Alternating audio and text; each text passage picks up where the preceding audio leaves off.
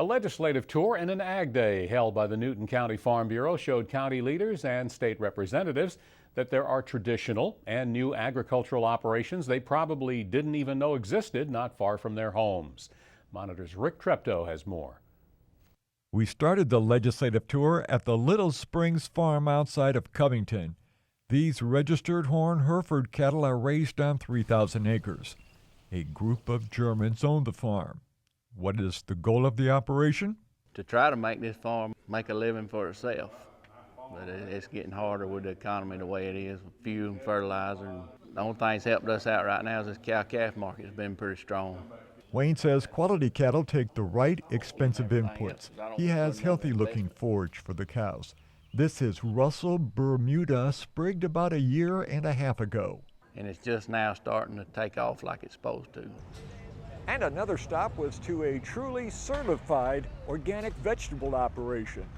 Crystal Organics is approved to raise vegetable crops, including strawberries, tomatoes, and watermelons, organically.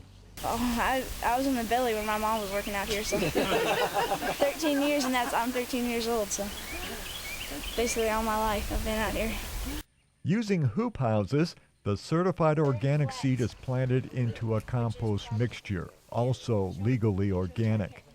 DILLEN seemed to be able to run the farm himself while his dad was selling in Atlanta. We don't use any pesticides, GMOs, or anything. We bring it to restaurants, to the turnip truck.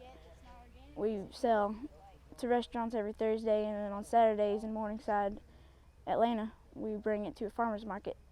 And we'll load up all the vegetables into the truck and bring it there early in the morning.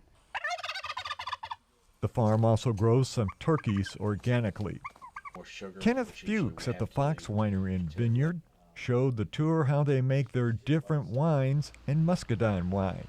There is no irrigation. We really haven't had a problem here, being in the Piedmont area of Georgia.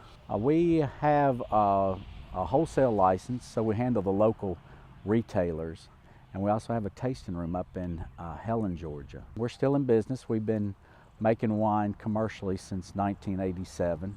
The Newton County Farm Bureau gave everybody on the tour a good lunch of all locally produced products. Legislative Committee Chairman Keith MITCHUM is a farmer with a backgrounder stocker cattle operation. They also offer square-baled hay and pick-your-own strawberries, plus a fall corn maze.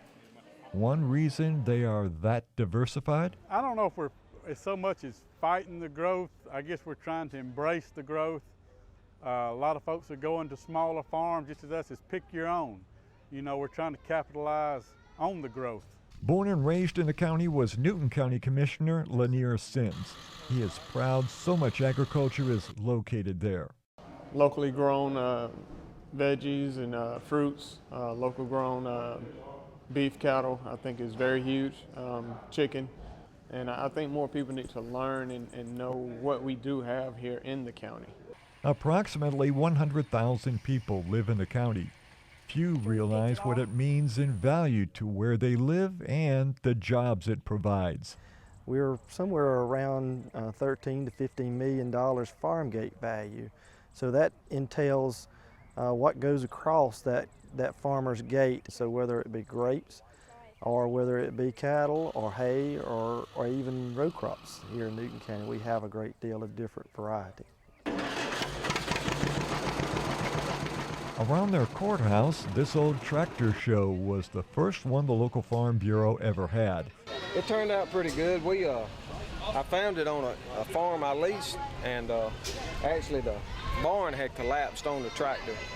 And we got looking through it, and the property owner told me if I cleaned up the barn and removed all the debris, he'd give me the tractor. So we got it out, and it took us about 3 years of restoration, and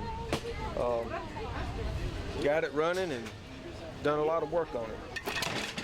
A day like this helped teach influential people about agriculture. The industry always seems to need their help. I'm Rick Treptow for the Georgia Farm Monitor.